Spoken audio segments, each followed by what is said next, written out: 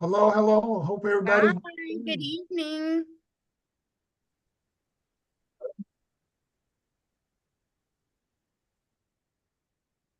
Howdy. Terry. Hi, Reginald. Nice to meet you. Nice to meet you too.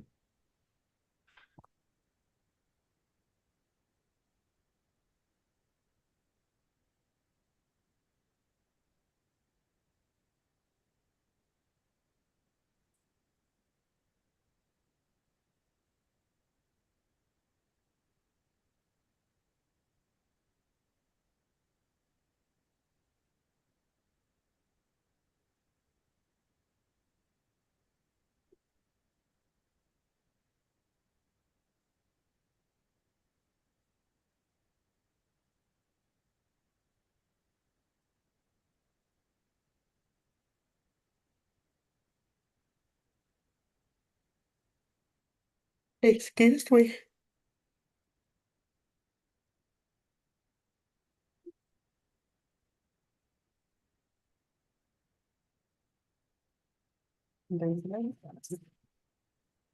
It's 6 o'clock on the dot. Should we wait a couple minutes or? You can give members a couple of minutes. You want to try to make sure you have a quorum, Sure. Thank you. and quorum is eight, which it looks like you have that. Okay. Good evening, everyone, and thank you all for joining us today. Welcome back. And I will call this meeting to order. I'm Valen Alford. I am the chair of the CAC. I'm calling the meeting to order, and I will pass the baton to Sherrod for our roll call.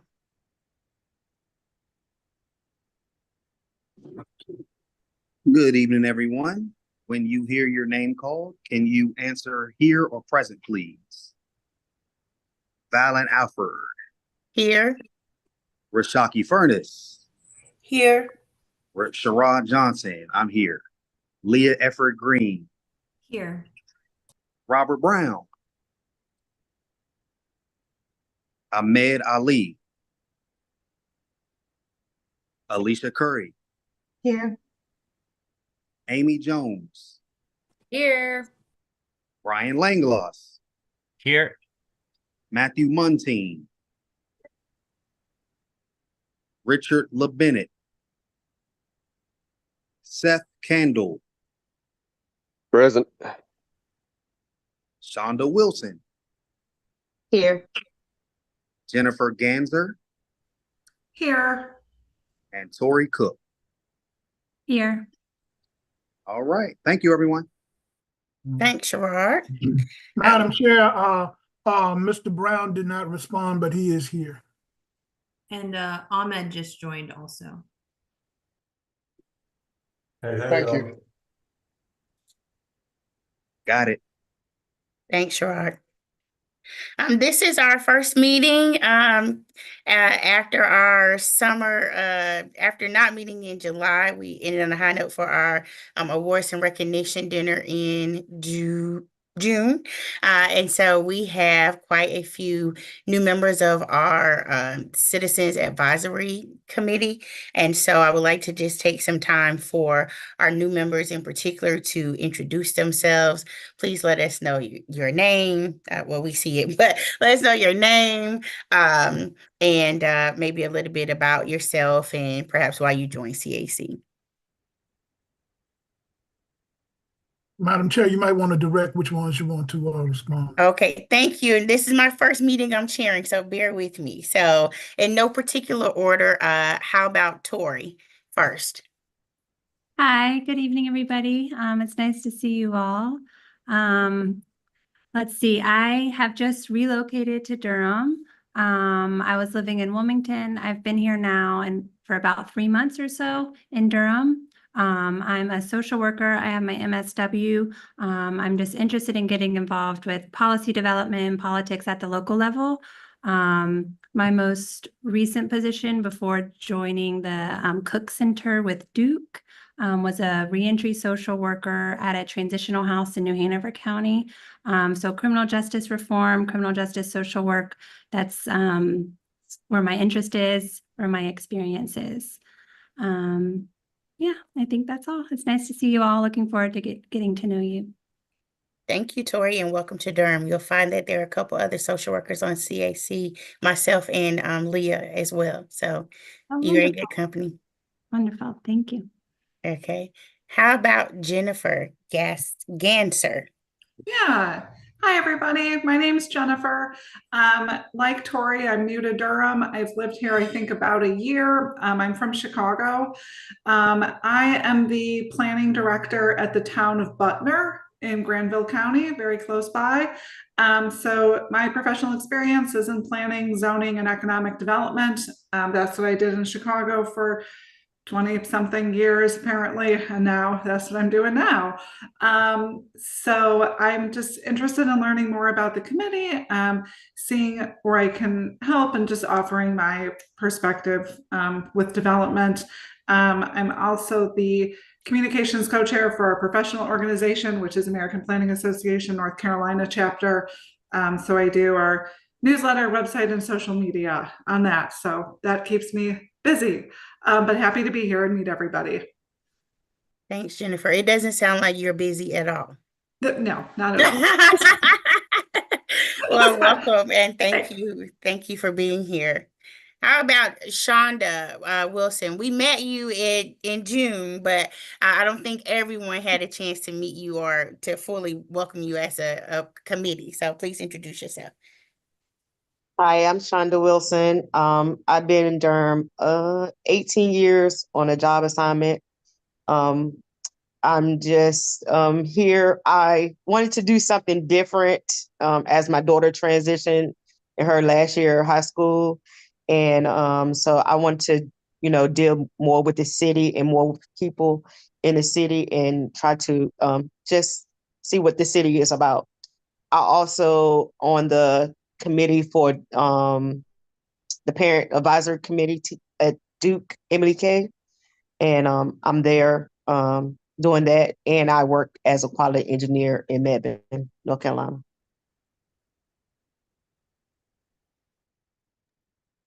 Thank you, Shonda, and I'm so glad that you were able to come to the awards and recognition dinner in June. So it's nice to meet you in person. And have I introduced all of our new CAC folks? Would it be helpful for us to just say our names? Or there's too much time. No, you can go ahead. Okay, sorry. So just so you know who we all are, and I'll start with our executive committee, and then I can just popcorn folks. But I'm Valen Alford. I'm a licensed clinical social worker based in Durham, and I am our new chair for this 24-25 year. I've been with CAC, I think 2 years just as a member, and then most recently as our secretary. And I am ecstatic to pass the baton on being the secretary of this committee. And so I will let Rashaki Furness introduce herself. Hello, everyone. Rashaki Furness. Like Valen, I have been on this committee for about 2 years now, most recently holding office as vice chair for the 24-25 fiscal year. I am a certified project manager at LabCorp in their oncology business unit. And I am just a health equity champion, originally from Detroit, Michigan. Love the city of Durham. It has the same energy. And I'm on this committee because I believe that housing is a basic human right. And I have enjoyed my time on this committee thus far. So that's why I joined, to be a part of something bigger than myself in the city that I reside in. Thanks, Rashaki. Sherrod. Hello, I'm Sherrod Johnson, and I am the secretary for the 2024-2025 year. And excited to be here, excited to be on the executive team. I have been on the CAC for about a year now. And so, again, excited to serve. It's been a pleasure. It's been an honor getting to know each and every one of you. And I look forward to serving you guys even more this year. Thank you. And I'll just go, how about Matthew?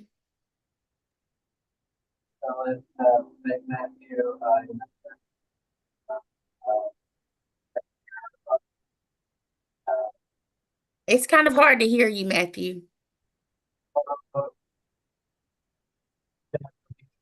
Sorry. Maybe we come back to Matthew. Okay, all right. How about Leah? Hey y'all, my name is Lee Efer Green. I am not a clinical, but a macro-focused research social worker at UNC Chapel Hill. I do aging and dementia research. I am the past chair and past secretary of the CAC, and so I've been on it. This is my 4th year.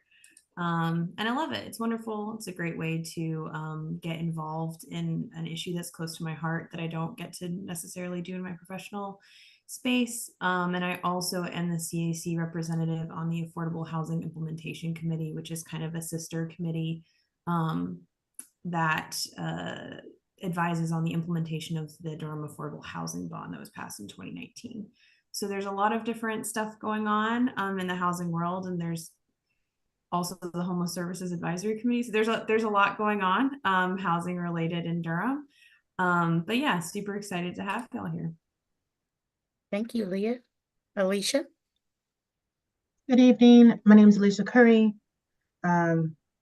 I do a lot of HUD stuff. So I currently work for the state in the Office of Recovery and Resiliency, working with CDBG disaster recovery funds. But I used to work for the Housing Authority. So affordable housing is super important to me, and HUD regs is super important to me. And I'm super excited to be in Durham. Been here for about 14 years. And it is my home that I chose. So super excited to be here and interact with all y'all. Thank you. Thanks, Alicia. Amy? Hi there. My name is Amy Jones. My professional world is in actually food justice. I run I'm the executive director of Porch Durham, which is a local food justice nonprofit. And we provide pantries, some of which are in Durham Housing Authority properties and other affordable housing properties in Durham. I've been in Durham for about a decade and on this committee for the last 2.5 years. And similar to Alicia, like this is my chosen city. I tell people I wasn't born in Durham, but I'm going to die in Durham. So I'm invested in this place. I'm also going to share, I'm going to have to pop in and out quite a bit tonight. I am so sorry, but I have a dog that is very sick and she is currently letting me know that it's time to go out urgently. And so I will be right back. Thanks, Amy, and well wishes for your dog. Ahmed? Hey y'all, my name is Ahmed. Second year on this committee. Grew up in Durham, work in Raleigh. Happy to be back. Thank you. Mr. Brown? And you call me Mr. Hello, how are you? I'm Robert Brown. I'm a lifelong resident of Durham and have been on the committee for a couple of years. I work in IT. I'm East Stringer Park. I'm here because I'm interested in doing anything I can to help our community. So, and very excited to be on the committee. Thank you. Brian? Hey everyone, I'm Brian. I think I'm the longest serving member on this committee now, close to 6 years. So obviously I care about housing. In my day job, I work for the EPA and do a lot of regulatory air quality rule writing and things like that. And I've been in Durham for 12 years now, and I've loved every minute of it. So happy to be here and continue being here. Thank you, Brian. Seth? Oh, I think he might have put a note in the chat that he may have to step away. Okay, all right. Nope, sorry, I'm here. Oh, you're here. I'm here. Okay. Just a little under the weather, so I apologize if I get a little loopy. Hi, I'm Seth Candle. I am currently an attorney for the state court system. I used to be one of the magistrates here in Durham. I've been a public servant since I was 17 years old, and so had housing issues personally impact my life in a pretty large way. So been dedicated to housing issues for a long time now. This committee really hit it on the head. It's just a fun committee to work on. Been on it for, I think, Valen, you and I joined around the same time. I think so. Yeah. So been on it for a little while now. But and as everyone else said, I've enjoyed every minute of it. Thank you, Seth, and I hope you feel better soon. And I Thank want you. to circle back to Matthew. He put in the The chat that sound. he's having- Okay, all right, all right. Matthew put his note in the chat, and then I'll have Maggie and Reginald finish us out. Go ahead, Maggie. Good evening, everyone. Maggie Carnegie. I'm the Planning and Performance Manager within the Community Development Department and the liaison for the committee. I've been with Community Development in the city of Durham for about a year, a resident of Durham County for about a year. So happy to be here and continue working with you all. Reginald? Thanks, Maggie. Thank you. Thank you. I am Reginald J. Johnson. I serve as the Director of the Community Development Department. I have been with the city for 20 years, been the Director of the Community Development Department since 2011. And of course, I'm very passionate about homelessness and housing, affordable housing, and community development. And so I'm glad to be here and to be your chief staff person. Thank you, Reginald. Next, we will review and approve the minutes from June. As you all know, June was our awards and recognition dinner where we had some community partners join us in person. Many of us were able to meet and participate. It was great, and I hope it's something that we can continue. So the minutes for June were a rough recap of the agenda for that dinner. So I move to approve the June minutes. I'll second. Okay, look, I'm getting okay, Leah. So it's been moved and properly seconded. You're getting it. You're getting it. Okay. Oh, that's it. You got to carry the vote. Carry the Oh, vote. okay. All right. Yeah. So then do I say all in favor? Mhm. Aye. Aye. Okay. Any opposed? I didn't need it, but I've already. Okay. I don't think there was any opposed. So it carries. So the minutes have been properly moved and approved. Mm-hmm. You've been approved. You got it. No, hey. Okay. All right. It's like this every year. Sorry, I'll deal with this every August. Okay. All right. And without further ado, we're going to have a deep dive on homelessness from Terry. Is it Alaba? Oh, wow. Okay. So I will hand it over to Terry. Well, thank you, Valen. I appreciate it. I appreciate the invitation from the Citizens Advisory Committee to be here. Thank you. And a big thank you to Reginald, who I've known for many, many years and have interacted on various things through the year. So, Reginald, good to see you and Good to see you. appreciate the invite.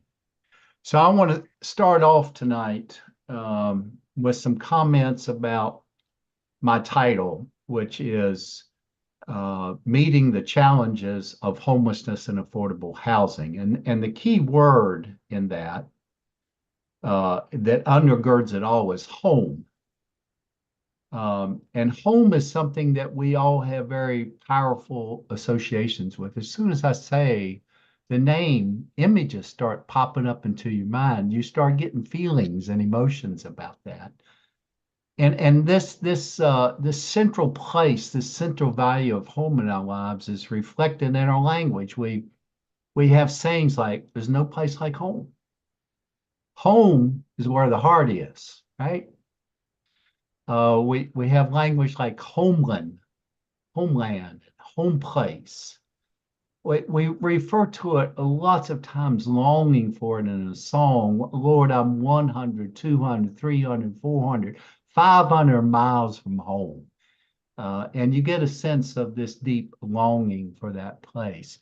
It also has a very much a mythical as well as a spiritual value in our lives and is reflected in our language. I've been to quite a number of funerals in the Black tradition where it's referred to as a homecoming, that there's a sense of the death is going home to be with God, to be in eternity. So it everywhere we turn, it signifies this kind of a sense of belonging. I know when we opened one of our permanent housing,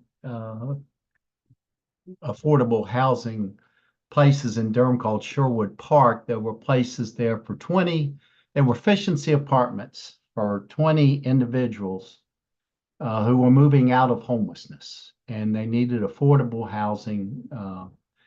And at our grand opening, the second person who moved in, his name was Odell Pratt, and he spoke at our dedication ceremony. And he said, you know, to some people, that's a small little apartment I have. It's just 300 square feet. It's an efficiency apartment with a little kitchenette and a little refrigerator. But to me, that's my mansion on the hill, my mansion on the hill. So there's this deep value associated with home. So I want to invite us as we get into my presentation tonight to do an exercise, and I invite you to join me. And what I'd like you to do, if you haven't already started, is to just do in your mind's eye a kind of quick scan of the places you lived. But mostly what I want you to do is I want you to pick out that place that you would most call your home. Now, it could be where you're sitting right now. It could be something from your childhood. But what is that place? When I say home, this is what comes to your mind.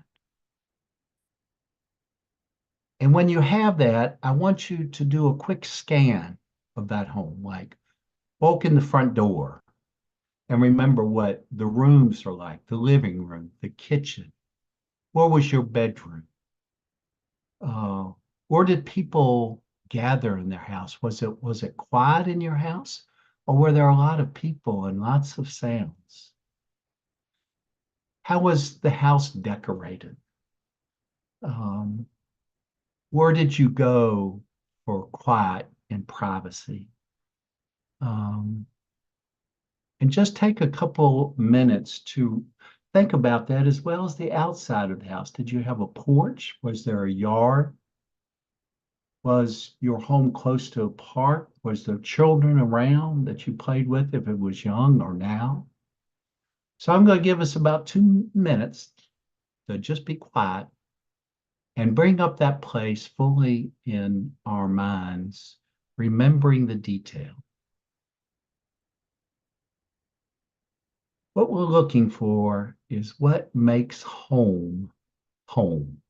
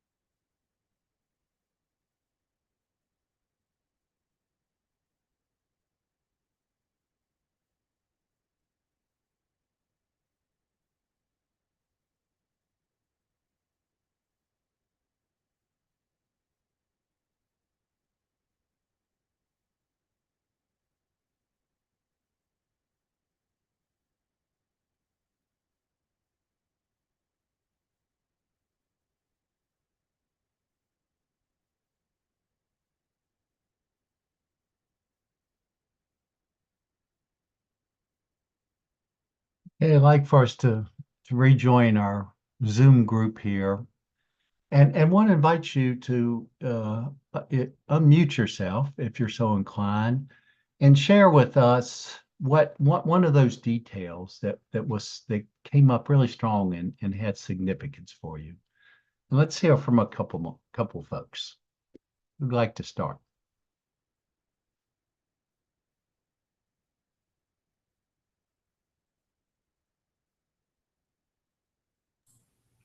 I'll start. The people in the home.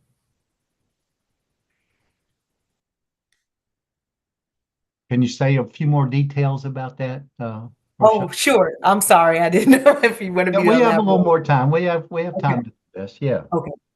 So, I had to turn my camera off because you made me go there, Terry. I got a little emotional. I lost my mom last year, and I've lost my grandmother several years ago.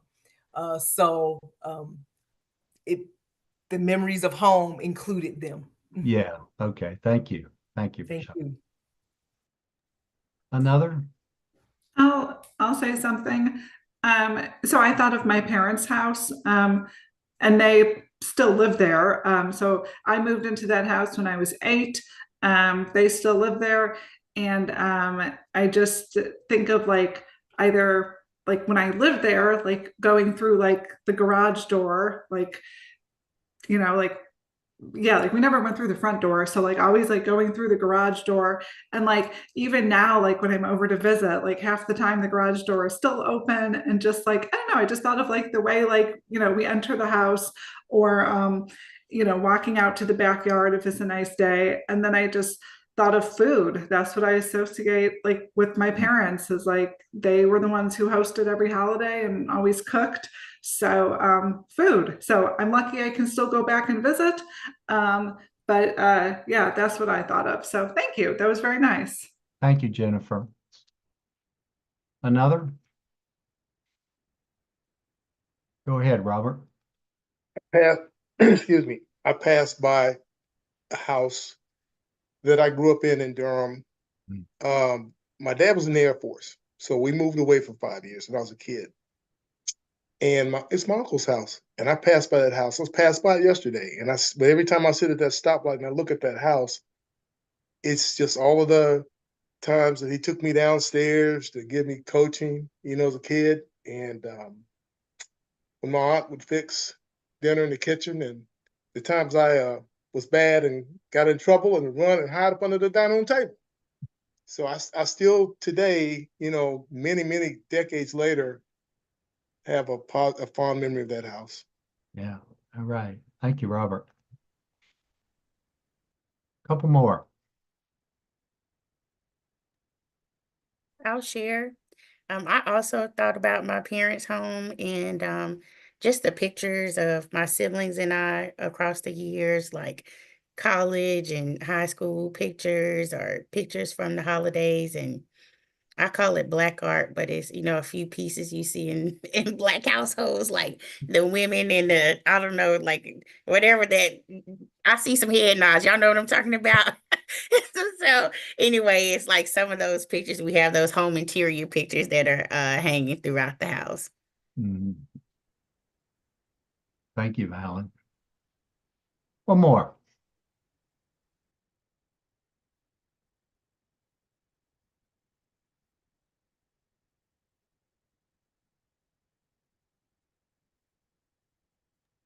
I can go. I was actually just talking with a friend about it this weekend. Is like when I think of home, I automatically just think of Durham and my community, you know, all the connections that, you know, my family, friends, and, you know, always running into somebody when you go to the store. It's like that sense of home. To me, I really just feel it really in like the West End side of Durham specifically. So.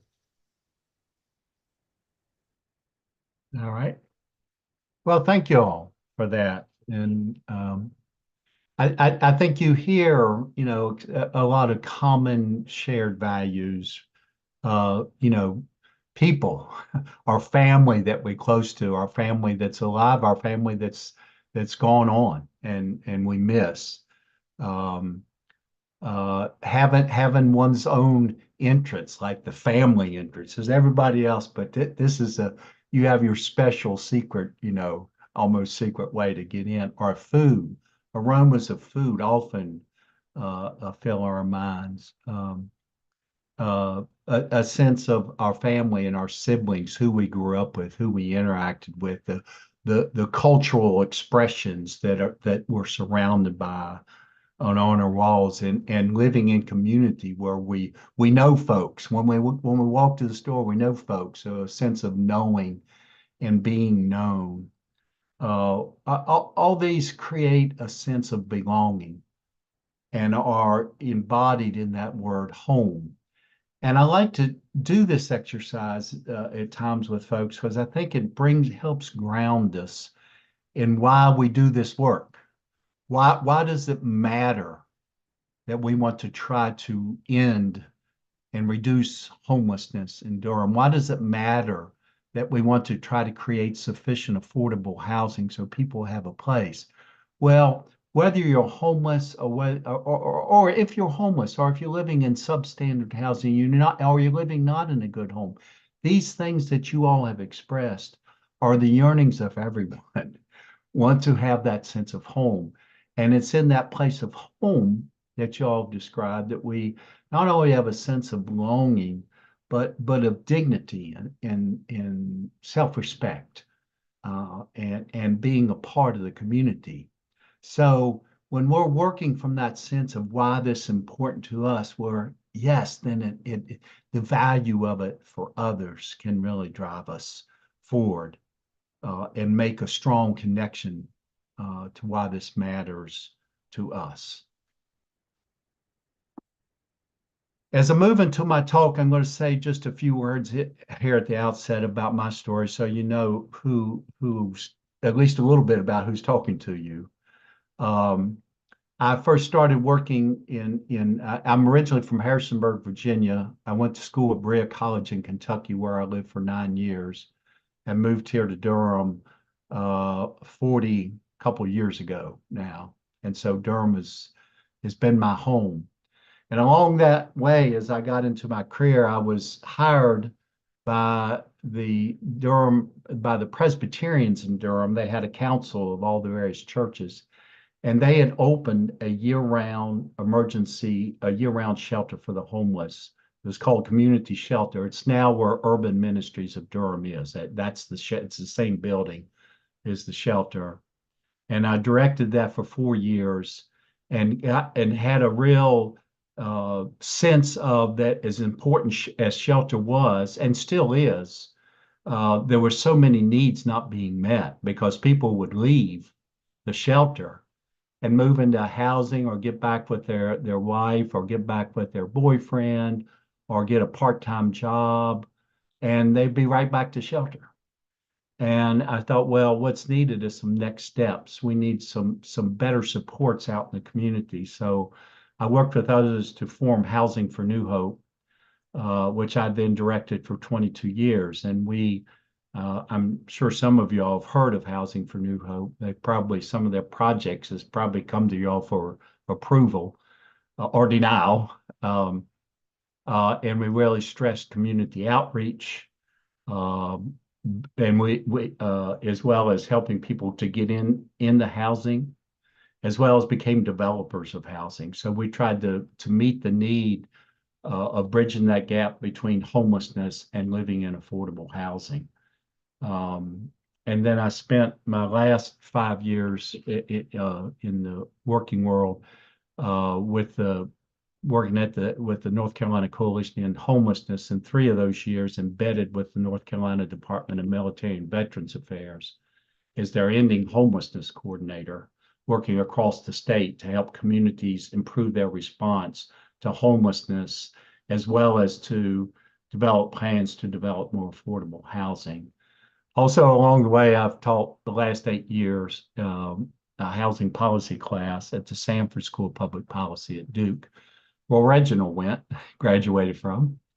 And that's been a great joy in my life as well. So you're going to hear me sprinkle through my presentation numerous examples from that lifetime of experience. And I will say I built in about 3 or 4 pauses in my talk for us to have question and conversation. So this is not going to be me just droning on forever, but I'm going to pause and get some feedback from you all. So Maggie, I think I'm ready for us to start the slideshow.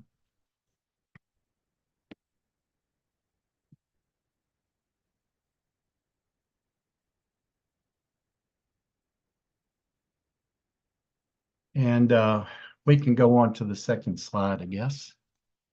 So the first thing I want to talk about is the impact of homelessness. And I want to have a number of y'all mentioned you're in healthcare, mental health, physical health, different kinds of healthcare. So I think this will strike home for you all, and also will be some things that you already know that I'm just lifting up and giving some context here.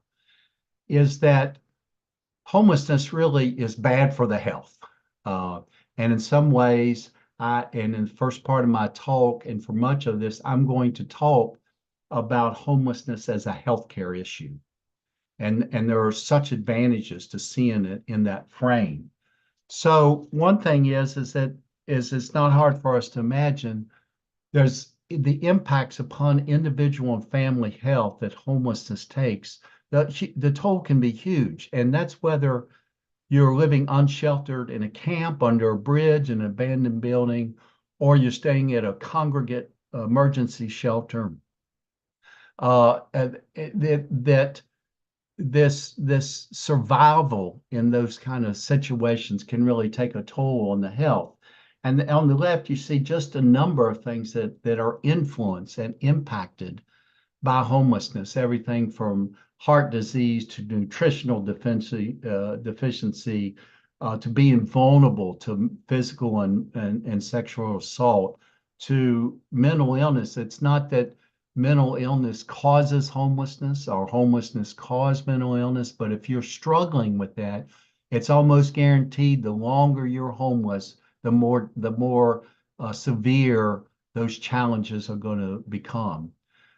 There's certainly been studies done that show that for people experiencing long-term homelessness, their mortality rates are about 20 years shorter than the averages. So this just on the physical body to survive homelessness, and even in a congregate shelter, where you don't have access necessarily to privacy. I know when I went to work at the downtown shelter and running a congregate shelter, everybody's sleeping in a room, sharing a bathroom.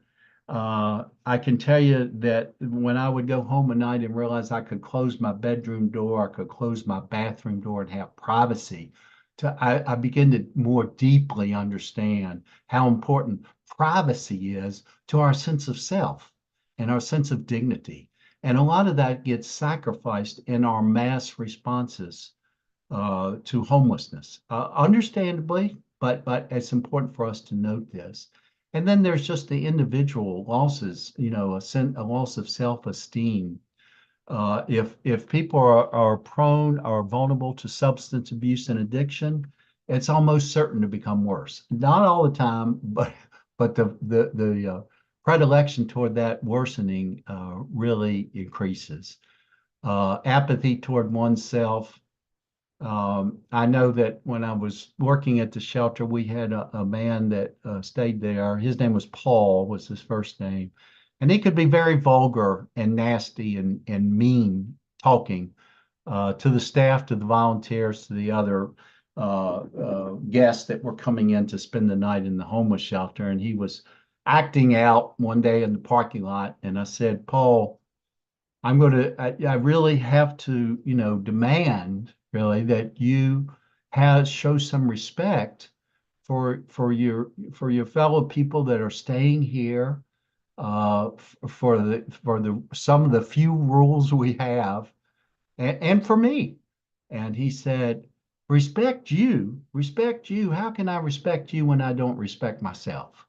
He hollered that at me right in my face, and that became a guide star for me, that that homelessness really takes a toll on a person's sense of self-respect and dignity, and partially due that we as a larger culture often see people experiencing homelessness as deficient, as less than human, as failures, and that wider community view gets internalized.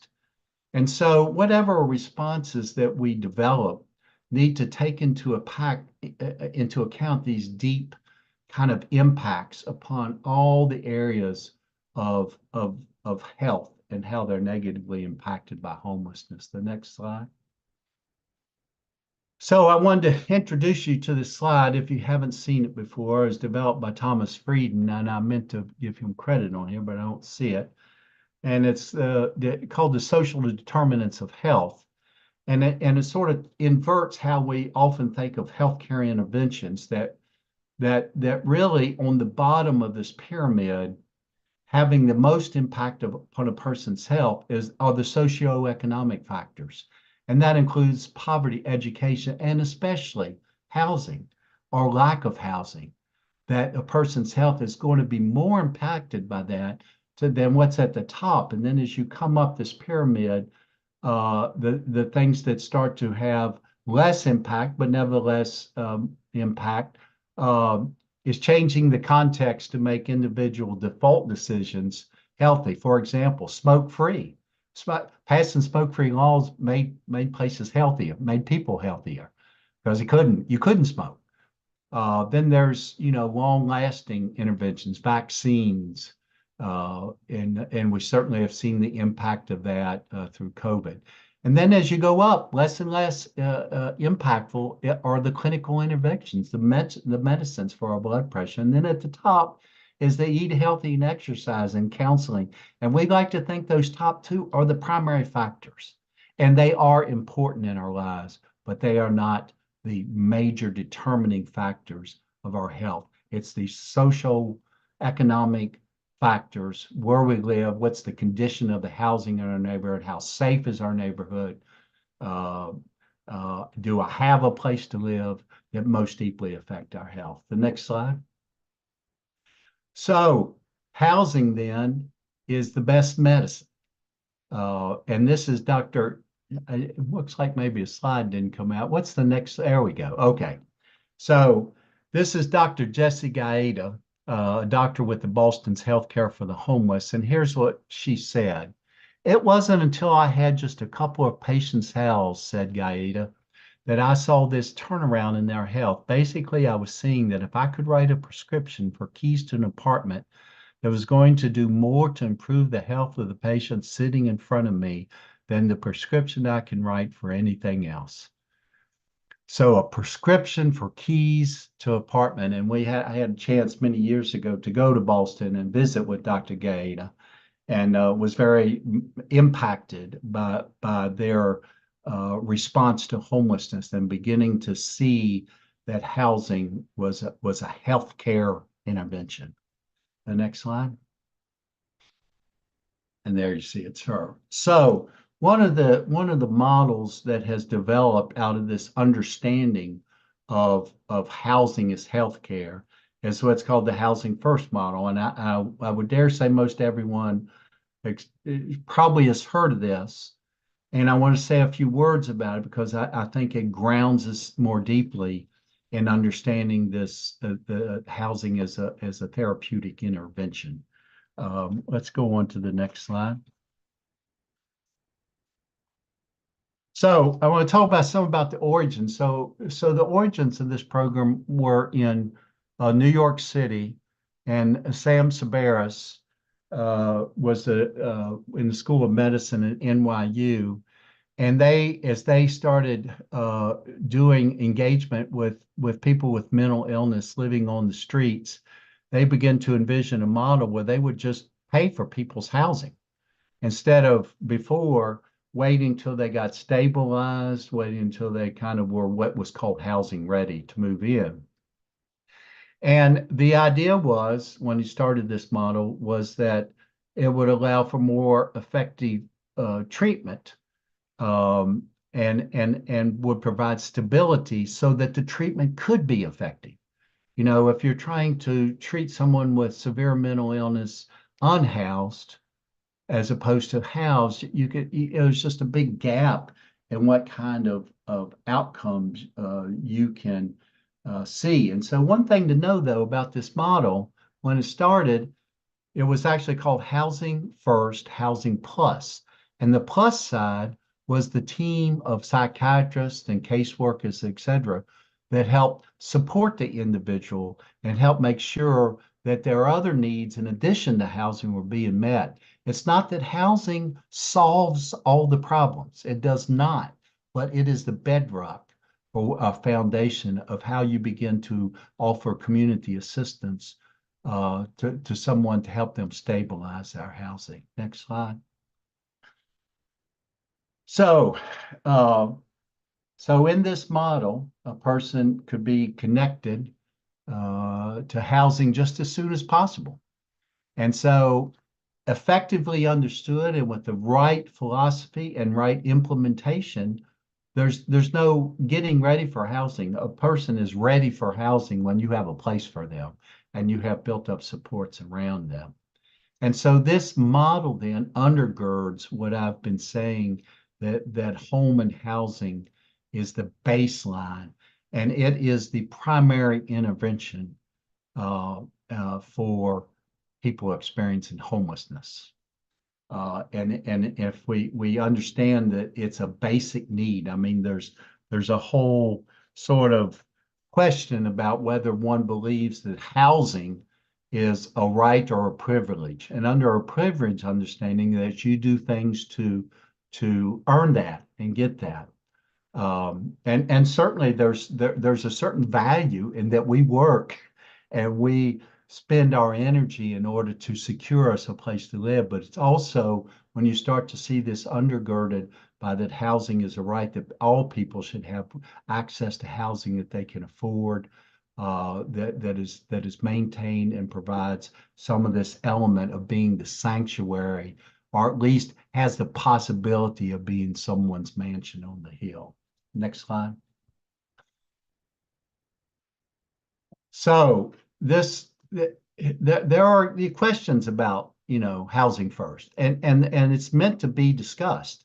You shouldn't just, accept that this is the way it is. You should raise questions, and I think having good conversation about this is important.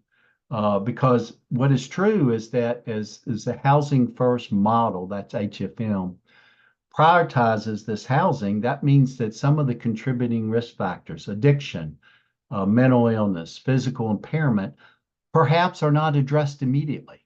They may be second tier than interventions. And then another critical piece is affordable housing must be available.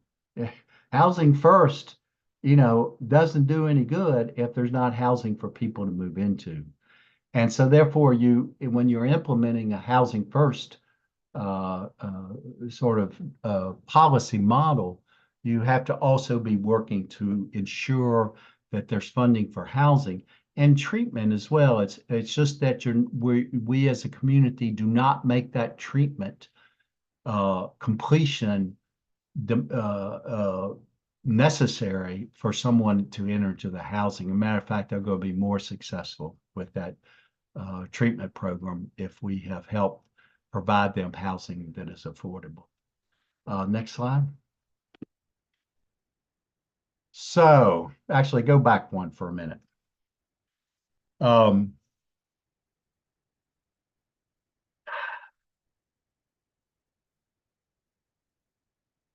Now let's keep going. We'll go forward. Yeah. Next slide. Okay. So, well, let me pause. Actually, that's what I wanted to do. Let me pause there. Go back to the other slide. Sorry about that. Let me pause there, especially about housing first, or anything I've said so far that you have a question or a comment about, because I know that some of you have already thought about this. And so I welcome this to be both Q&A as well as discussion. So I open up the floor for anyone. Maybe you can take the PowerPoint down for just a minute. Thank you. Thank you, Maggie. Any comments or questions thus far?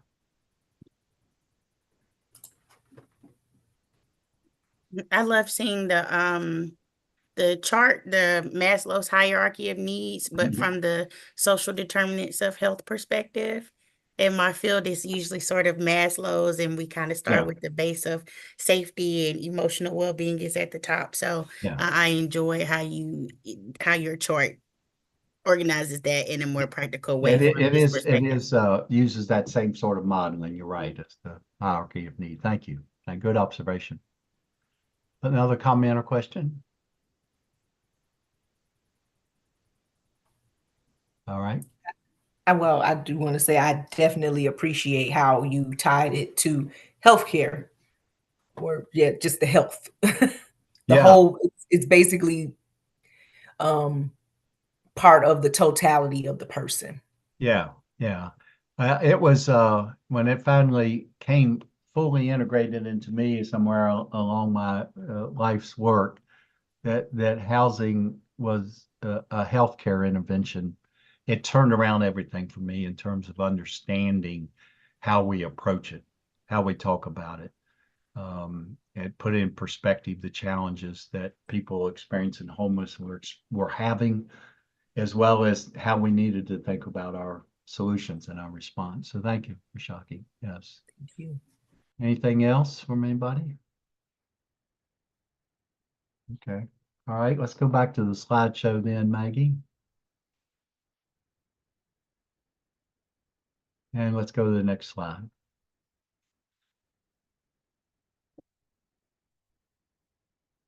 Okay, y'all might have seen this before.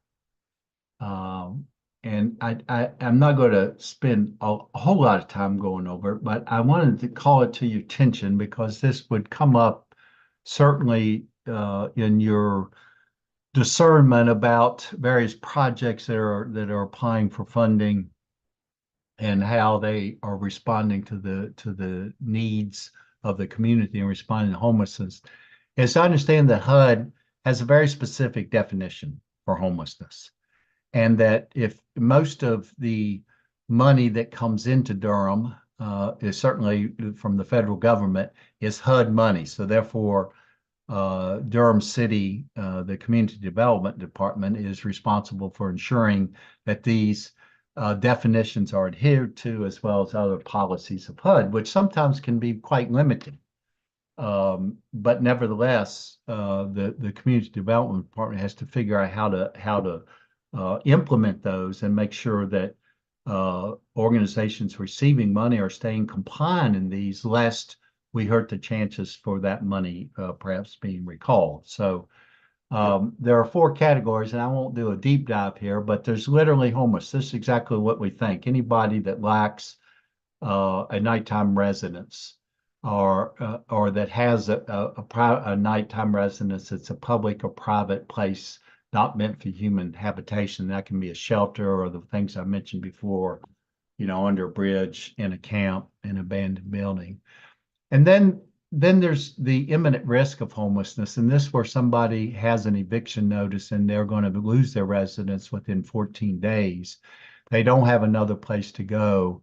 And it provides an opportunity to serve these individuals in order so they don't become homeless. And this imminent risk of homelessness is also often tied to diversion that I'm going to come back and talk to here in just a minute. And then there's folks who are homeless under statutes, so particularly unaccompanied youth under 25 who have been doing the proverbial couch surfing or staying in someone's carport, and they haven't had a lease in their own name and they're not living at home. They can be served through HUD funds. And then the last one is fleeing or attempting to flee domestic violence. And so these are also eligible for funding. So these are 4 categories. And the category 2, Reginald, catch me up. I don't know if that's been fully implemented. For a while, it was on hold to really fully implement, but that's where we were heading. And Reginald, do you know if we're following that rule now? Category 2, you can take that, going to the, Reginald, are you there? Okay, let's go on to the next slide. So, I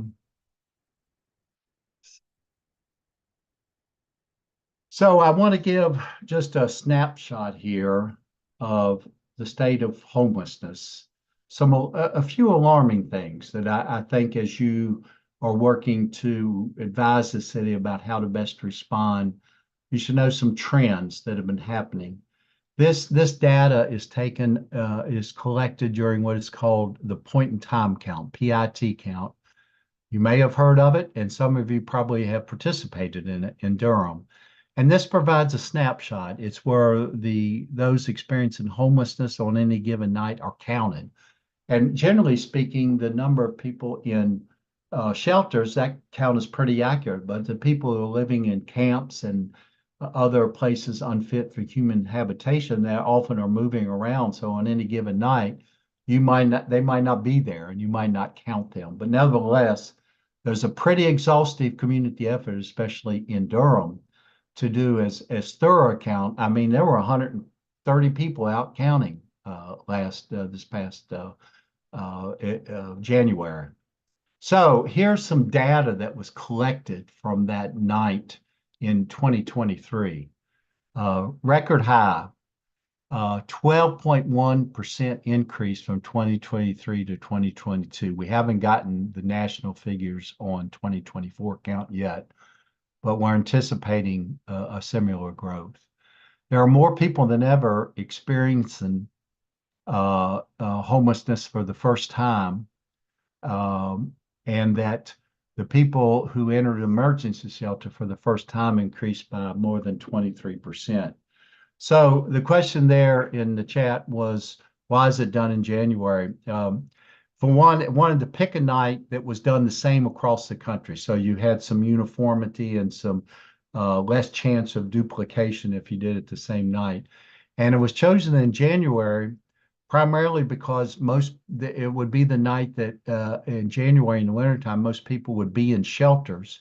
And the thing is, it's easier to count folks and get a more accurate count in shelters than it is in unsheltered places. So that's always been a shortcoming, because the fact that it is done in January when it's hard to sometimes find people. There are some communities that do twice a year counts. They do one in the summer just to kind of balance that out. I think that we're evolving in our homeless response system so that we have outreach and engagement teams. We're constantly collecting data on folks. And so we won't be here within a couple of years, we won't be doing a one night point in time count. It will be data and information that's collected all year round and then compiled and unduplicated so that you get a more accurate count. This was very alarming that the number of people living unsheltered really increased and had a record high, and actually almost 40% of all people experiencing homelessness in 2023 were living unsheltered. That used to not be true. It was a lot less. It was more down around 15, 20%. So that is really doubling. There's a severe housing cost burden on the rise, and that is the renters who are paying more than 50% of their income for rent. And so seeing, especially among minorities that are mentioned there and are experiencing at even higher rates. And there seems to be a backward movement both in veterans and chronically homelessness that was targeted for quite a few years. So there's a sense of alarm about the direction this is taking. The next slide, please. Let me pause there to ask that, well, let me talk about this. So here was our point in time count this year, which has been released. And these numbers then are sent to DC to HUD, where they are computed along with all the other figures coming in from across the country. That here in Durham, our PIT count increased 10% from 2023 to 2024, but still was below a high in 2022 of 459. Now, you know, any one year, you don't want to make too many policy sort of decisions based on 1 year's count, what you're really looking for, because it is imprecise and it's a snapshot one night. But what you are looking for over time is patterns. So if you're seeing a 2 or 3 year pattern of increase in the number of people who are unsheltered homelessness, well, that means the system needs to figure out how we're going to respond to that to get that number going back down. It needs to target that group. So we saw rises in severe mental health issues or substance abuse, as well as the number of children and families increasing significantly here in Durham. So again, what kind of housing do we need? Like when at my work at Housing for New Hope, our focus, because other people had a family focus, we mostly worked with single men and women. And at that time, 80% to 85% of those experiencing homelessness in Durham were single men and women. So that was the group that we focused in trying to create housing for. And not that that's not important. It is important because those number of unsheltered homeless need housing, but you have to take into account what's the need for housing for families. Next slide, please. So I wanted to spend a little bit of time talking about well, before we go on to the homeless response system, I guess I want to say that the kind of shift that happened beginning probably in the late 90s as well as early 2000s, there was a shift from what an individual organization is doing and how to measure their impact to measuring what a community response is. So it's not like any one organization is responsible for meeting all the needs, but how are you organizing your community's response to this? And we call this, let's go to the next slide. Actually, let's back up one, please. So we call this our continuum of care. And I'm sure everybody's heard that language here and has interacted with it. And it gets confusing at times because continuum of care kind of has two meanings. Continuum of care, on the one hand, is this HUD required system of where you have a lead agency in an area, a city usually, or a county, that is responsible for issuing and monitoring the use of HUD funds. And here in Durham, that's the Community Development Department of the City of Durham. And that process is called continuum of care. People who are receiving money and meeting those HUD definitions and guidelines. But continuum of care also means the whole community. It's meant to be embracing not just people who are receiving money from HUD, but the whole community. And I think there's been times that we have been short-sighted and understanding continuum of care is more than just HUD. In other words, there are cities that have done a better job, quite frankly, than Durham in engaging the private and corporate community, Charlotte being one, and investing money in affordable housing that is then aligned and helps leverage that government money coming from HUD as well as local money.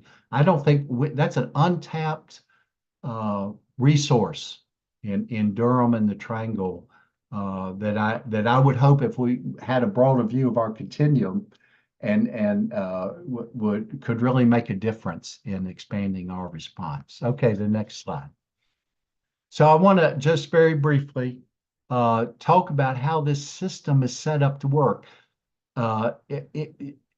What we have tried to develop in Durham is a very clear response that is organized and people are on board participating in it. So this is kind of what has evolved.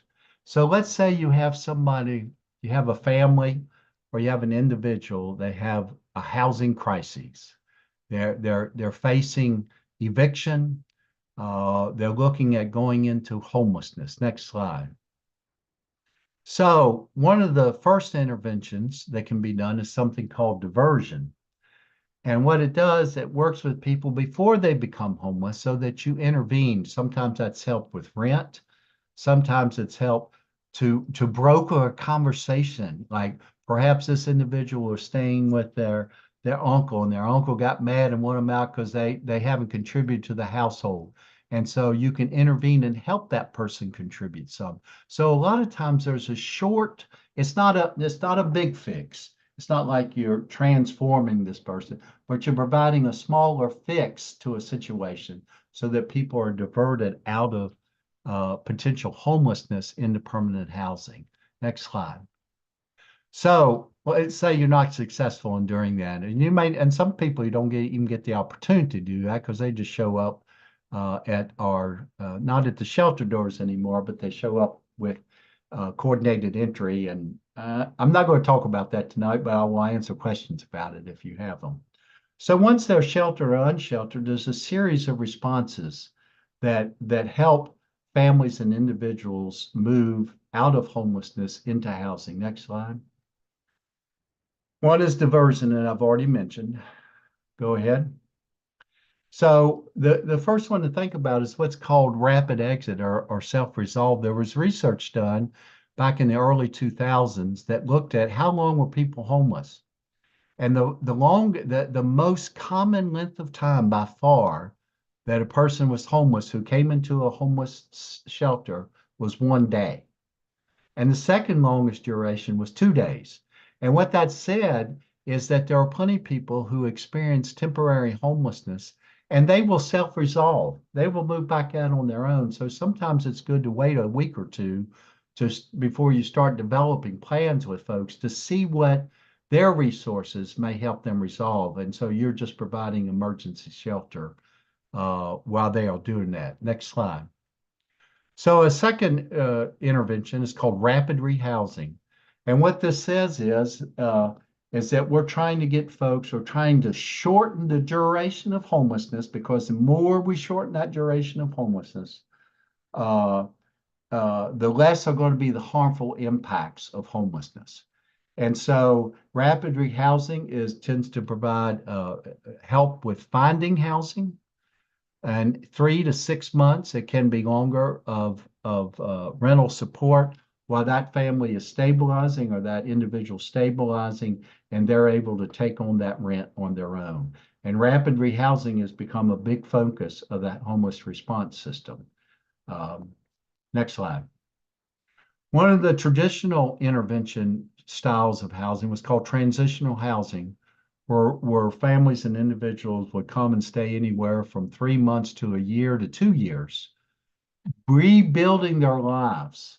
And I ran a couple of transitional houses. One was called Phoenix House for Men, the other Dove House for Women. And they were powerful programs. They targeted homeless people with substance abuse who desired recovery. And so these programs that we operate, they were transformational. People, it saved their lives, and they found their sense of grounding and work and reuniting with families and responsible living in the community and moving into affordable housing and paying their bills. It was very successful, but it could only serve a limited amount of people. And so there were so many people not getting supported. If we had enough money, it'd be great to do transitional housing programs. But when you're thinking about how do we get our dollars to stretch and be help for the overall response to homelessness, this rapid rehousing is a better model. Transitional housing is still used for some populations such as substance abusers and people struggling with addiction, and can be helpful, but it's a much more expensive. So the last next slide is called permanent supportive housing, and this is permanent housing where tenants sign a lease, but they need some type of ongoing supports, whether it's for their addiction, for their mental illness, for their physical impairment. And there needs to be access, either on-site or easily accessed supports for them, or they're going to return to homelessness. So this is also in the homeless response system. And we built a couple of permanent supportive houses, both at William Square and Andover when I was with Housing for New Hope, that are still operating. And this is permanent housing. They live there. They're responsible for their lease. Okay, next slide. And so then the idea is that through these systems, people move to permanent housing. And the next slide. And so some of them are going to face a housing crisis. Again, not everybody lands and not everything's beautiful, obviously. So what you want to have in place is a diversion program that is especially attuned to those that have been homeless before. So you're not having re-entries into homelessness, in and out of homelessness. And once you get over into the homeless system here, all those things become quite expensive for when you look at it from the whole of the community. Next slide. So, but if you're unsuccessful, then you have a return to homeless, to shelter or unsheltered or sheltered homelessness. Let me pause there and let's stop the PowerPoint and see if you have any questions.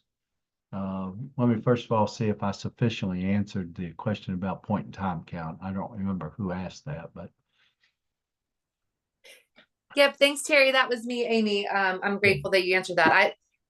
I've wondered that for like decades. I used to help with the point in time count in Washington, D.C. And I was always like, why are we doing it on the coldest night of the year? But that makes a lot of sense. Thank you. Yeah.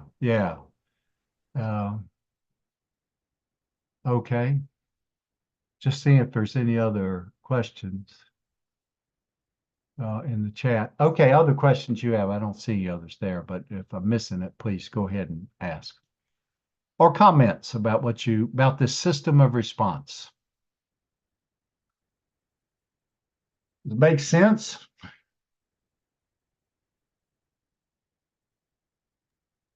The context is helpful, and it's helpful to know the like the levels of homelessness and the language for the different levels of intervention as well. Okay, right.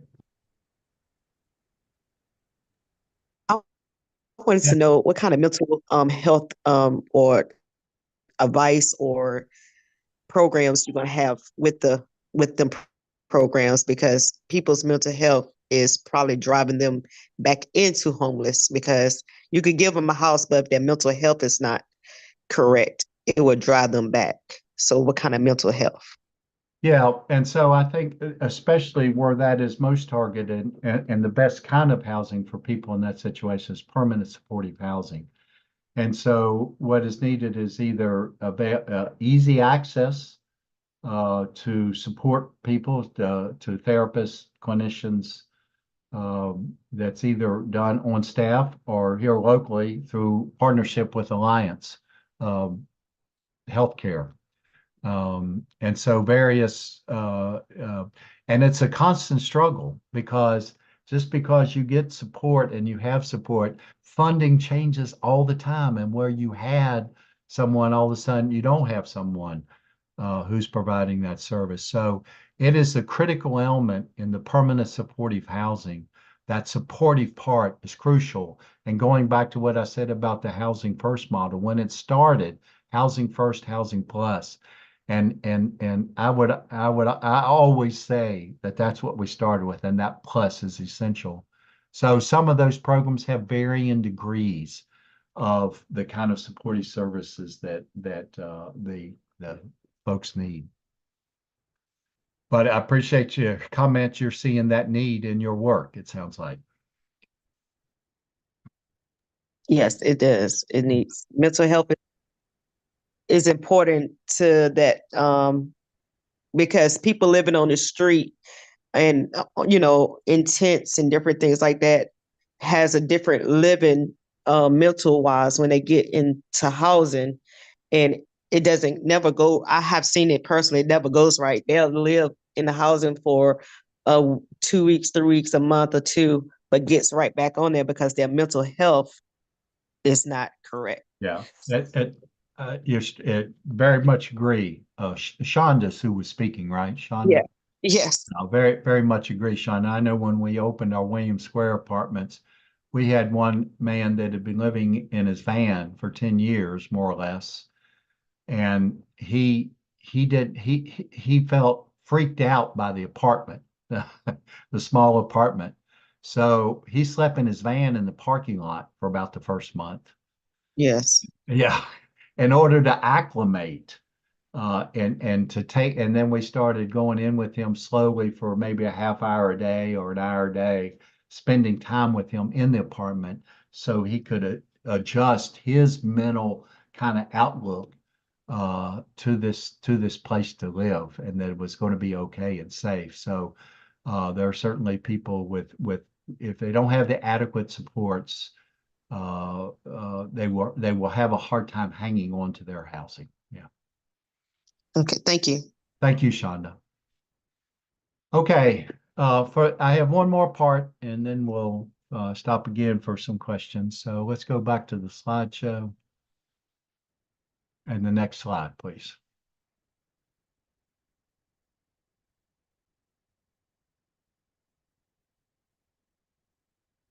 So I've sort of wanted to capture that the response to homelessness, its baseline response is housing. And I hope I've made that point solid. It doesn't mean it's the only response, as Shonda pointed out, that people also, they need income and they need supports. It's only that our community response, if we don't have affordable housing for folks, we're sort of spinning our wheels trying to reduce and end homelessness. So for me, this book that came out 2 years ago, it says it overtly, and I used this book in my housing class this past spring, is that homelessness is a housing problem. And they do a lot of research. I mean, really insightful stuff around the US. And they basically show through data and comparing cities and factors within cities that the only two factors that correlate between rising rates of homelessness is lack of affordable housing. The other factors are they use the language precipitating events that can lead to homelessness, like poverty, mental illness, substance abuse, racism, structural racism, unemployment, but that these instances do not cause homelessness. What causes homelessness rates to grow is the lack of affordable housing. And they use the example, which I think is a great image, the metaphor of musical chairs. That if you remember playing musical chairs as a child, you know, there was always one less chair than there were people. They play the music stops, and one person doesn't get a chair. And they use that image as an example of what's happening with the relationship between folks who are experiencing homelessness and the availability of affordable housing. And not only that, the person who doesn't get the chair is usually the most vulnerable. They're slower. They may be physically challenged in some way or disabled. And so it's a good metaphor for what's happening, that those who are the most vulnerable tend not to get the housing, and there's just not enough housing for folks. They did this great research, because you would think, well, areas that have high poverty rates, in other words, people who are already poor and living vulnerable, those must be the cities that have the most homelessness. Well, not really, because there were some COCs that they looked at that had very high poverty rates, like Detroit, Miami, Dallas, Cincinnati, Philadelphia. And these cities had much lower and rates, by that mean compared to the whole population, not just numbers, but rates according to size. They had the lowest rates. And that places that had more affluency, such as San Francisco, had much higher rates. And matter of fact, as they started to draw this together, it suggested that homelessness was more a symptom of affluence than poverty. And that's, you know, it makes you draw a deep breath here, that's the way a portion of our country's values, how it's been manifested in our economic structuring. They also argue that while race is a risk factor for homelessness and can be an event that helps a precipitating event in their language. Cities, again, with large Black populations like Detroit and Baltimore have some of the lowest rates of homelessness.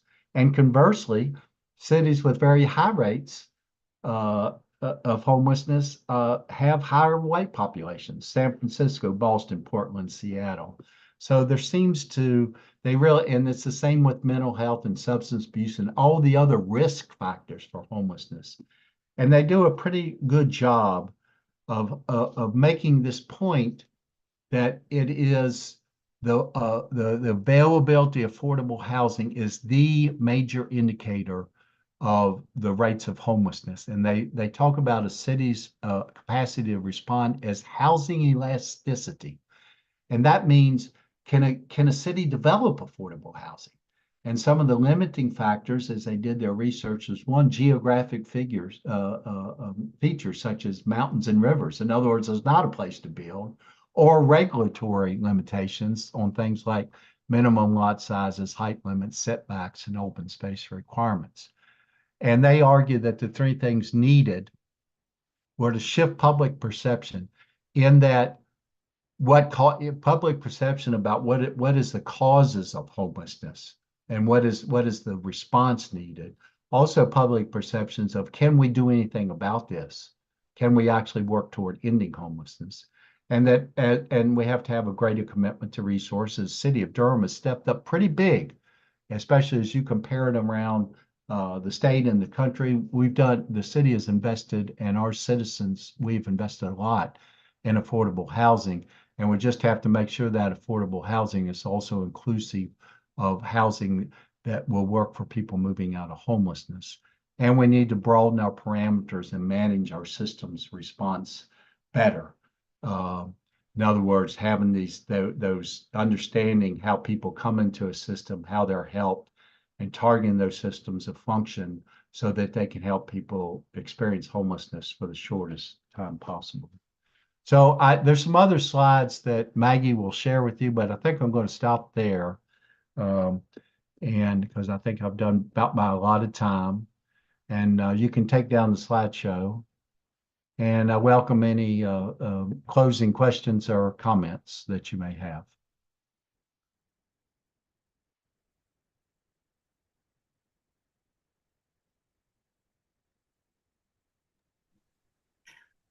Not a question, but just a comment.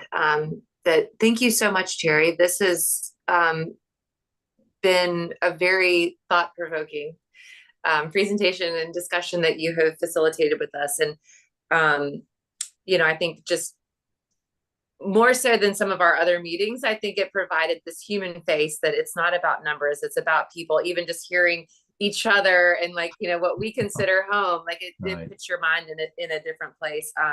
But I think this the thing that I wrote down that has the most stars and underlines is that statement that you just made from the book that says homelessness is more a function of affluence than poverty.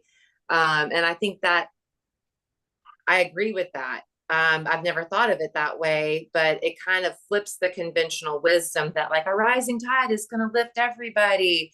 And, as Durham becomes more and more affluent, as all these big tech companies move in with their very big 6-figure salaries and stuff, it's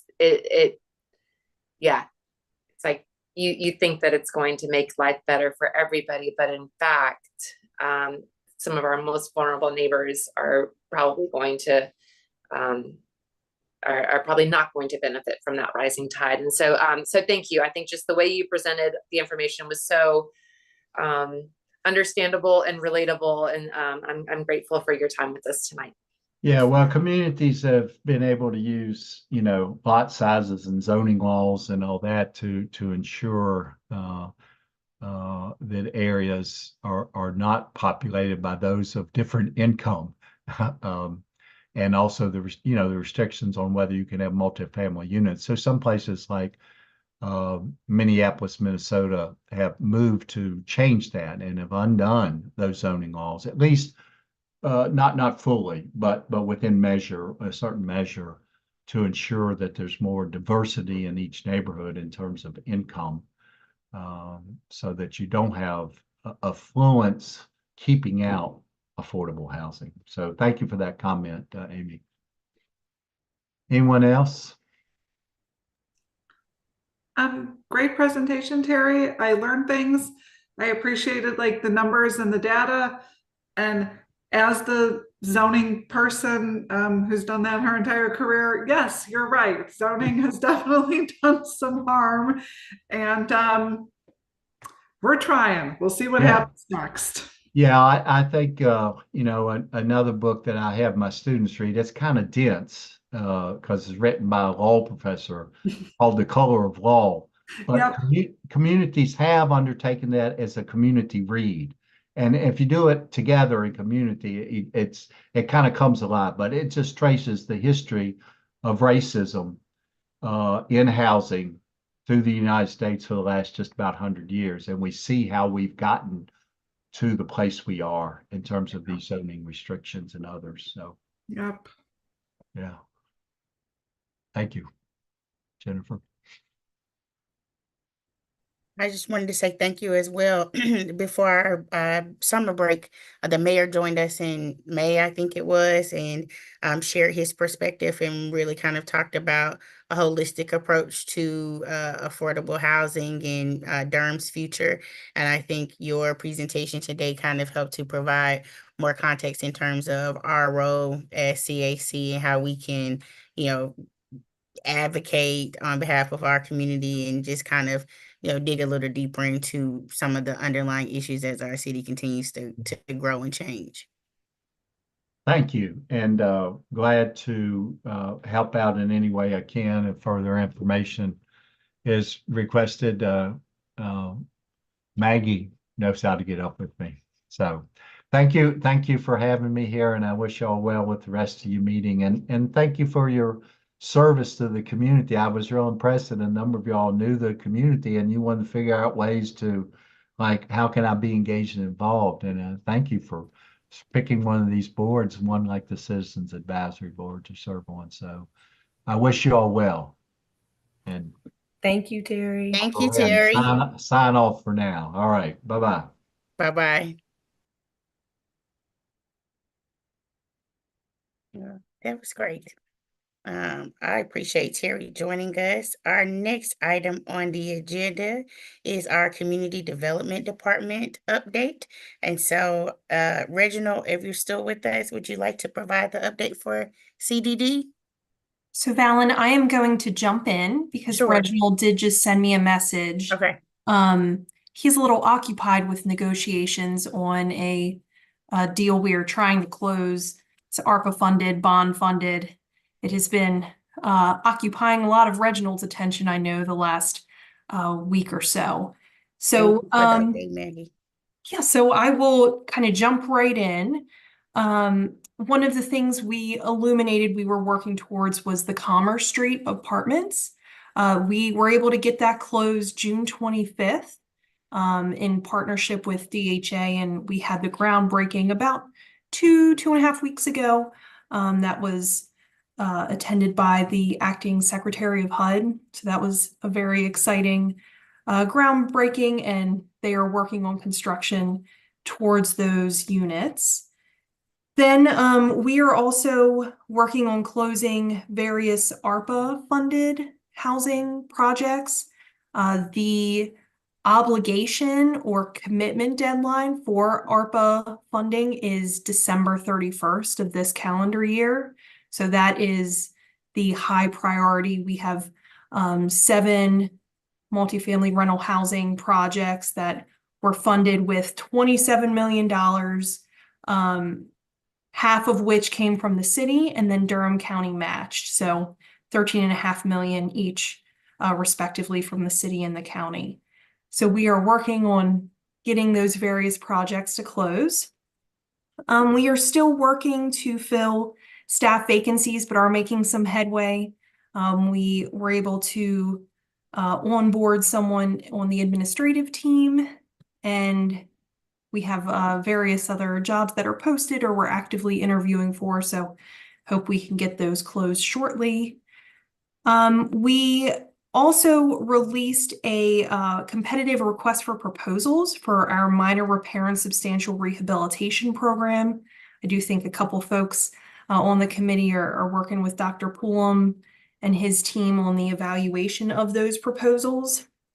And we hope that we'll be able to select a couple vendors to administer those two programs for a 3-year term. This Thursday, the 29th, we are hosting what we're calling a developers meeting to announce some of the funding opportunities we have that are forthcoming, just to kind of gauge the interest of organizations and stakeholders and developers we've worked with before. And so they're aware of some of the entitlement grant funding we have, along with other local funding sources that we'll be releasing. And lastly, we are compiling our end of the year reports, otherwise known as the CAPER, so Consolidated Annual Performance Evaluation Report.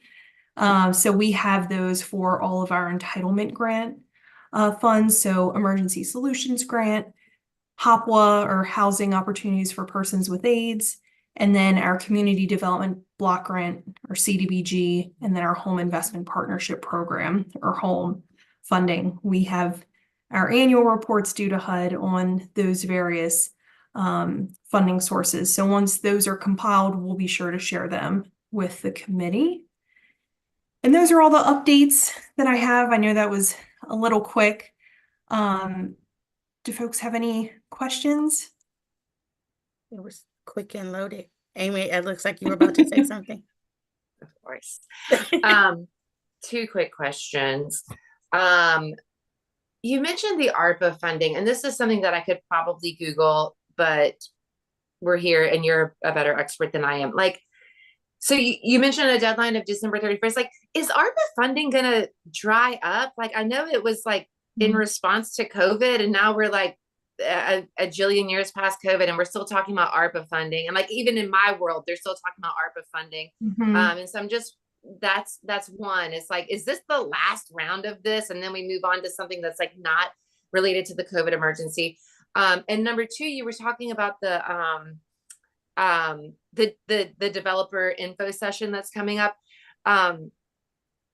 Like what are these, these things that are going to be pending in the next year that they might be interested in bidding on? Is it sort of the usual for the year, or is next year going to be a big year where we're spending lots of money? I know we talked about like in the retreat, like kind of building up some money and then like this big RFP. So I'm just kind of wondering, like, what kind of year is this for developers? Are they super interested, or is it just kind of a normal year?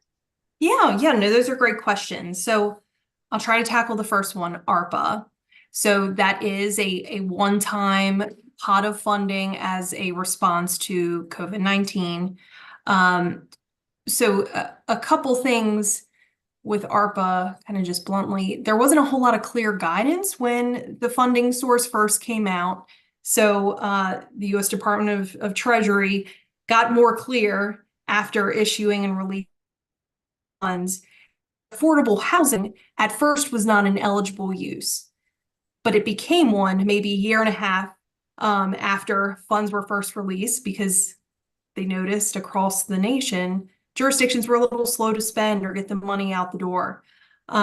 So the city received a rather large allocation, and once affordable housing became an eligible use, it was then determined, okay, let's allocate some of this funding towards affordable housing projects. And we selected those projects based off a competitive application process we had right at the start of the pandemic, and the projects that we weren't able to fund, those were ultimately what were targeted to be funded with that ARPA funding.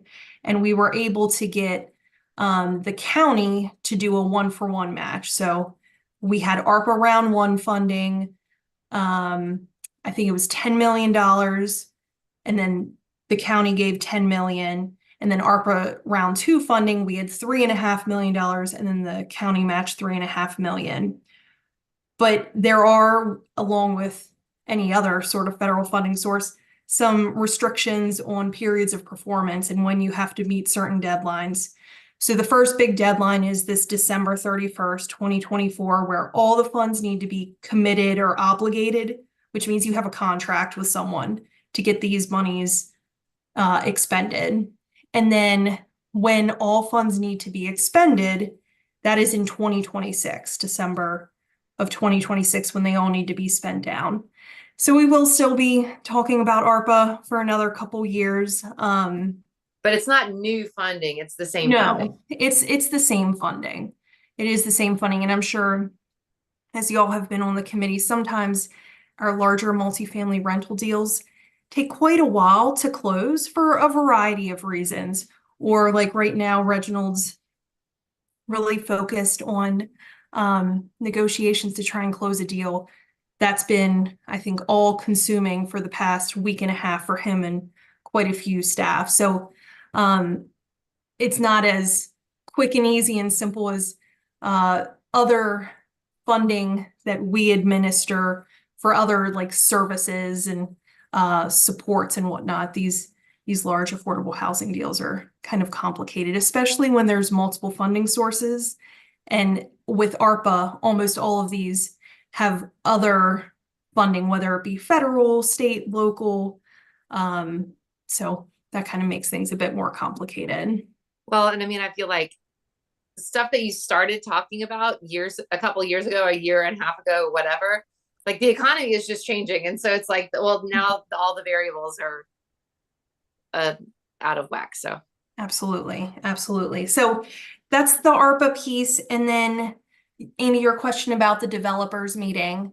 So we're going to be discussing quite a few things. We decided that we wanted to host this meeting because, one, we are about to release a competitive application for another one-time funding source called Home ARP. So it's the Home Investment Partnerships Program, or HOME, and then American Rescue Plan funding. So that was a one-time funding source from HUD as a response to COVID. And we received $4.3 million. We developed an allocation plan for how we were going to use that funding. And that was due to HUD last year, and it was approved last year. But now we need to roll out and actually award, loan, grant, what have you, these funds to a developer, because our allocation plan states that we are going to try to create 25 rental units of affordable housing for individuals transitioning from homelessness. So the deep dive Terry just gave, that's the population we're trying to serve, and is required. It's one of the what HUD calls a qualifying population for that funding source. So we want to make sure folks are aware that this RFP is going to be coming out, so we get a good response.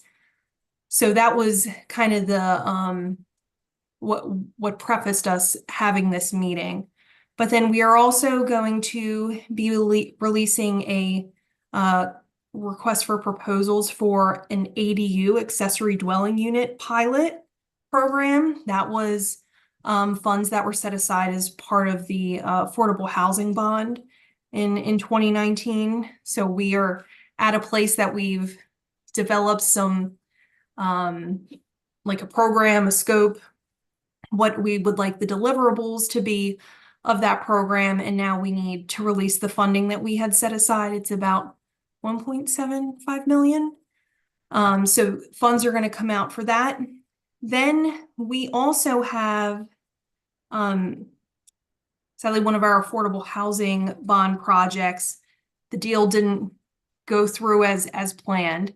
So one of those projects that we had been projecting as in the pipeline isn't going to close or isn't going to proceed for a variety of reasons. So we have $3 million as a result, because those funds were, I guess you could call it, earmarked, for lack of a better term, for that one project. So we have $3 million that'll be available for a competitive application process. And then we also have entitlement funding. So that's kind of what we were talking about during our retreat, Amy, that you mentioned. So we have community development block grant funding and home funding that's available.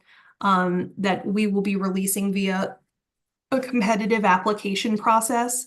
And we do have some old funding that we're trying to ensure gets awarded and out on the street. So that's really what the developers meeting is highlighting.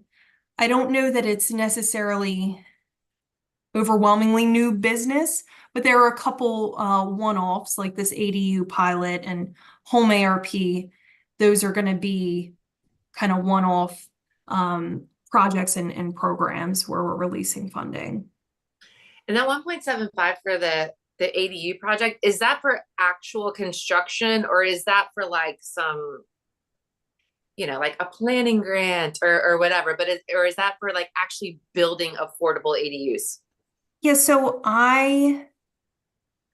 or you could just send the RFP whenever it's available. Yeah, so I think that would be the best, because I don't want to speak out of turn. I do know that we have again developed a plan. We have a pretty detailed scope of work, and the funding is going to be released to ensure that these ADUs are actually built. Now, the process and the mechanism, I don't want to misspeak, so I'll make sure that gets sent out to folks. I'm just going to write down a quick note when we do release that. But the developers meeting is occurring. It's this Thursday, and it's from 10:30 is when we're getting started, but formally the meeting begins at 11 a.m. to 12 p.m. And we're doing it both virtually and in person. So I can also ensure that the link to register gets sent out to the committee in case folks are interested. Did I answer all your questions, Amy? Okay, perfect. Thank you, Maggie. I have a random question just about like the closings. Like you mentioned, the Commerce Street. Is that something that like CAC members are able to participate in when those happen? Yeah, absolutely. I know it definitely can be. The mechanism for how we inform you, I think that would just be a matter of sharing the invitation. I think there's a couple things to note. Some of the closings we don't necessarily plan and coordinate. It's ultimately at the behest of the developer. And I see Reginald has jumped in, or rejoined. So if you want to. Greetings, everybody. My apologies, but trying to keep a deal together, and it doesn't matter what time of night it is. And so, so tell me, what do you mean by participate in the closing? I did hear the question. What I was just wondering, like, to be able to attend, like I guess if there's a ribbon cutting, or I guess some of the question is a question too. I don't know exactly what is part of it, but the part where the community members gather when I don't know, when the sites are completed. Okay, no, I'll answer that question. So make sure we're talking about our terminology, right? So when we say closing, it's like your house closing. Okay, and you're closing on a house. And most certainly you wouldn't want me to be at the closing at your house when we signed in all the documents. So that's number one. However, when you have your open house, you're going to invite me because you want a gift. Right. All right. So when we do have ribbon cuttings, groundbreakings, and ribbon cuttings, yes, you will be invited. You should have been invited to the Commerce Street. Did y'all not receive an invitation? I did. I'm not sure if everyone. I don't think I did, but it may have been because I was on the AHIC committee, though, Reginald. That might okay. I All can right. double check, but I don't Well, believe if so, that was I apologize for that, but it was every intention for you to be invited to the groundbreaking for the Commerce Street. We actually had this acting secretary for the U.S. Department of Housing and Urban Development was in town. So it was every intention, and I apologize for that if you're not. But also, that was not our event. We were just a player in that. Now, when it comes to if this negotiation I was just working on is Southside Phase 3 and 4, that's our invite, our event, and you most definitely will be invited. Then furthermore, usually it's the developer's role to plan the ribbon cutting and the groundbreaking. When we have funds in it, we make a role to make a provisions to make sure they invite all the quote unquote right people. You on the right people, you're the right people. And so it will be our job to make sure that you do get invitations to the ribbon cuttings and groundbreakings and know that you are invited. So I'm hoping I'm answering your question. When we use city funds and there's a ribbon cutting or groundbreaking and there's activity, you should be invited. Yeah, Reginald, I found the invitation. It looks like all of the members of the Affordable Housing Implementation Committee were invited, but I thought you all were too because I'm on both. So yeah, I'm not seeing any CAC folks. But like you said, I mean, there's a million people on this invite, but not just from the city lot, from the county, DHA, NCCU. There's a lot of folks from lots of partners. All right. So I'm hoping I'm answering your question. You are. I appreciate it. Okay. Are there any other? So if everything holds, so mark your calendars for October the 11th. Okay. That's what I just had to tip off the phone and be negotiating on Southside 3 and 4. But we've set the date in the hopes that it can close by Wednesday. It must close by Wednesday afternoon. Or else it just won't be. Well, good luck, and we appreciate your diligence at any time of day. I think that's what you said. So thank you. And thank you, Maggie, for the community development update. Our next agenda item is the in-person retreat.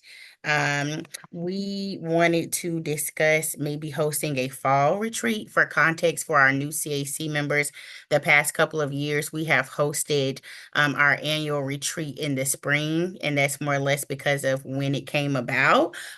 We collectively thought during our meeting sessions that it would be helpful to have a retreat, and I think it might have come out of the need to spend some funds for community development.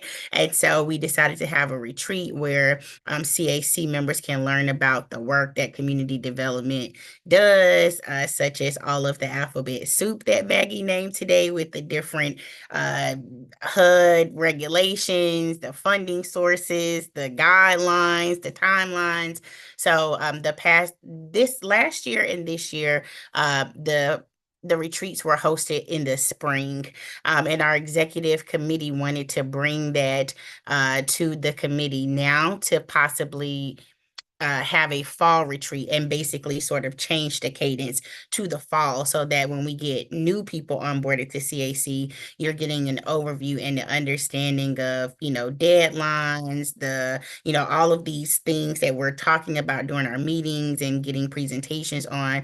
We all have that fun foundational and we all have the same understanding of it from CDD at the onset of our terms, as opposed to when people are transitioning off and right before our summer break. So this year we would go from a spring and then a fall retreat to, subsequently it will be fall retreats for the CAC. So it's more work on Reginald and Maggie's end, but we wanted to present that to the group to collect thoughts on moving forward with having a fall retreat. And I think we discussed possibly hosting that in October of this year, October 2024. I think that's great. Yeah, you're right. We had it in May, both because COVID restrictions were easing at that time. In 2023, people were feeling a little bit more comfortable with being in person, and also because of some funding deadlines. But yeah, I think having it in the fall is a wonderful idea. I don't feel like anyone in the group is going to be like horrifically opposed to it. But I don't want to speak for everyone. Thank you, Leah.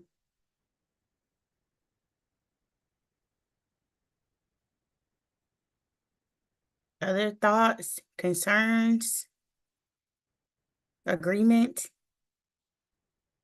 I see some nodding. I see some nodding. Okay. I mean, again, the heavy lifting is Reginald and Maggie's side. We just have to, be present. But again, I think that, the shift would be helpful in just making sure we all are, having some understanding of the, a deep understanding of the work that's being done. And I know, so should we, how do we want to move forward with scheduling a date? Should we send out a poll? I know that October 19th won't work for us. I would recommend maybe Reginald and Maggie, whatever their October Saturday availability is, and then whatever that is gets like a doodle poll to the group, maybe. I feel like that's what we've done before and it's ended up being effective, but I think having something written down would be helpful.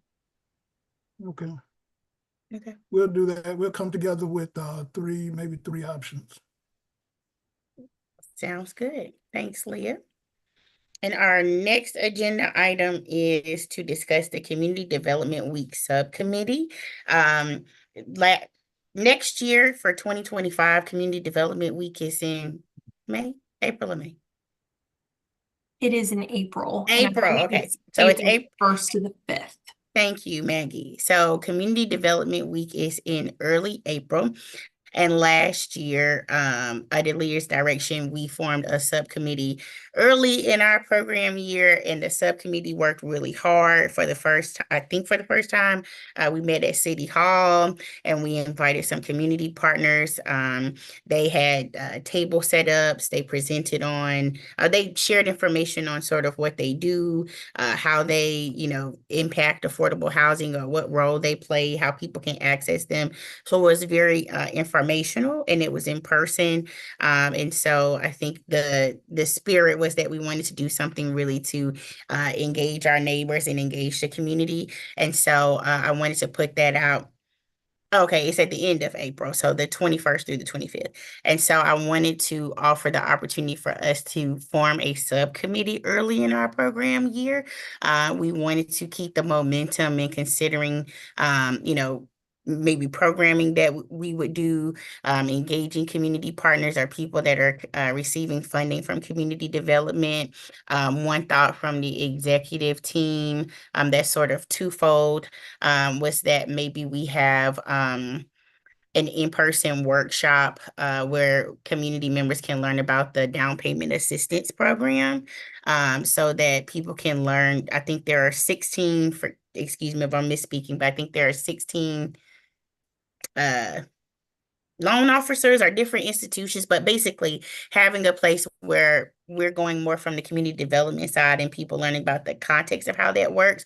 So maybe the two parts is that the first part of it may be virtual, where we invite, where we have sort of a part of one of our regular meetings where our CAC learns about sort of the ins and outs of the down payment assistance program. We've had some presentations before during our meeting, but a deeper dive just for our own knowledge, and of course, any community members that join us, but then maybe perhaps during Community Development Week, where we actually have the folks who, work with community members in terms of, from getting approval to utilizing the program, where maybe we have them to join us in person to really empower people to utilize the program.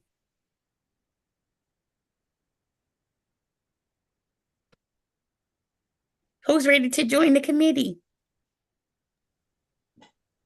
Oh, go ahead, Amy. That's a good idea, Val. Thank you.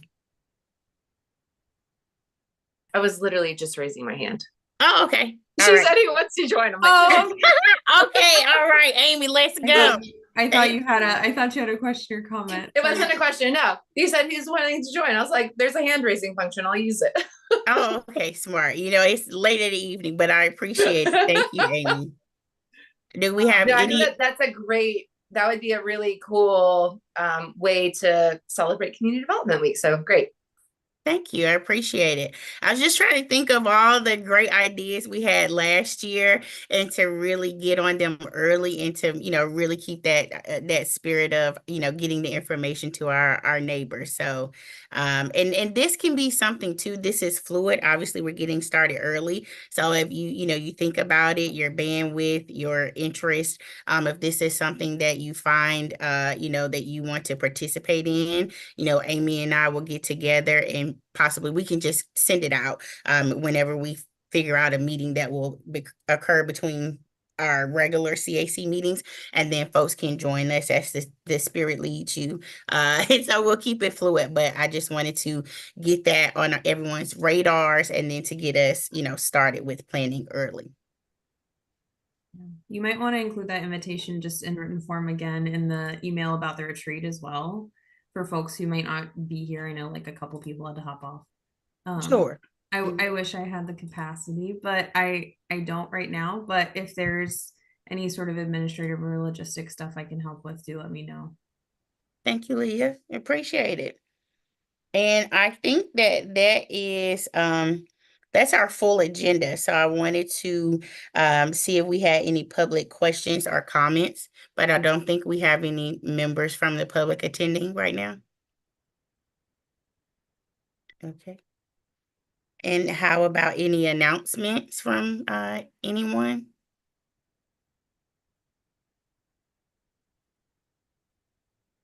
All hearts and minds are clear. Okay, well, I think that I appreciate everybody staying engaged and leaning into tonight's meeting. Welcome back. We'll see you at the end of September. Be on the lookout for some email, the doodle poll about the October retreat, as well as information about the subcommittee. If you have any comments, questions, or concerns in the interim, reach out to the executive team, Maggie and Reginald. And other than that, enjoy your evening. Good job. Thank you. Good job, Good night. Ellen. Thank you. Good job. Good job, new Thank exec you. folks. Good job. Nice meeting everyone. See you soon. Bye. All right, Do bye-bye. not ask for a vote on the I remember that part. Yeah, Amy. good. I remember Good. that You part. learned.